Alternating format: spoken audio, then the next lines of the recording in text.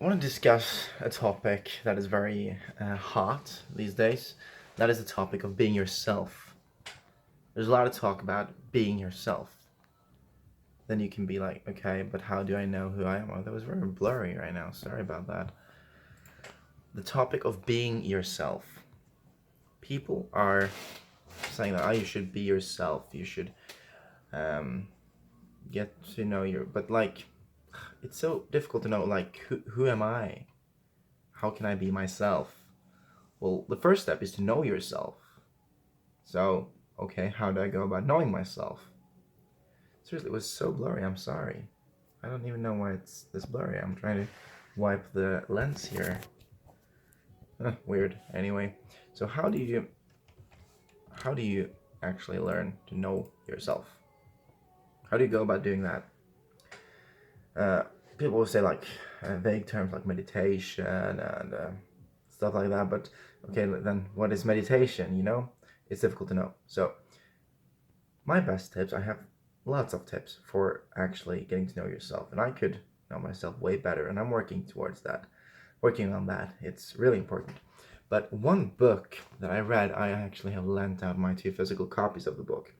That's a book called The Values Factor, written by Dr. John DeMartini, or John F. DeMartini is his name.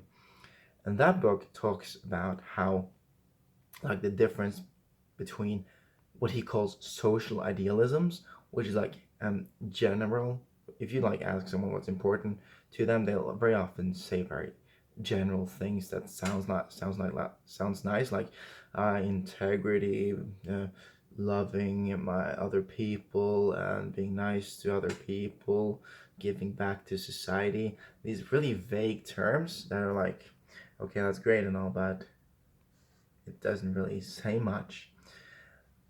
So you want to know what is actually important to you and how your life already reflects what is actually important to you, because it does. Your life does reflect what is truly important to you.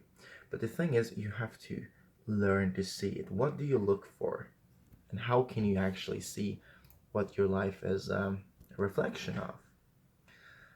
And this book, The Values Factor, it's that's a book, like, sometimes I don't really like to share it with everyone because it's such a really important book. Like, yeah, it's made such a huge impact in my life. So I'm like, when I give out that for free, that advice for free, people, you see, people, things you get for free, people don't value things they get for free.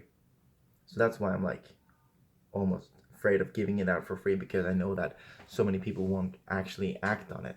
But I know that the very few ones who do, or the one person who actually goes ahead and reads this book or listens to the audio, they will, and are approach it with an open mind and try to learn from it, their life will change, because you learn to know yourself and the things that are happening around you, the events that are happening around you, the people, what they say, what they do, and why they do the stuff they do.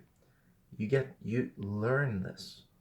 You get a much better understanding of it from a very, very smart guy. And but so if I like and not just telling you to read a book, if you're going to know yourself, one tip that he talks about this in the book more in depth. He says that whatever we when you're doing something, but then you end up thinking, you say to yourself, oh, I should be doing something else. In a situation like that, very often the thing you are doing is what you really love to do, what you personally love and feel fulfilled doing. That's the thing you're doing. But the thing you then say, I should be doing, that is very often a social idealism. Like, I should watch the news. I should read the news. I should focus on my homework now. I should do this. I should work out. I should do things you say I should, or and I ought to, and like stuff like that.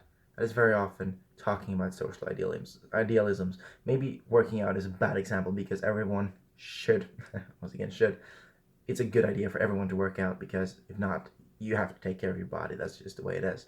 But there's a difference between like running a bit, just moving your body a couple of times a week, compared to working out every day to get super strong and big and all this.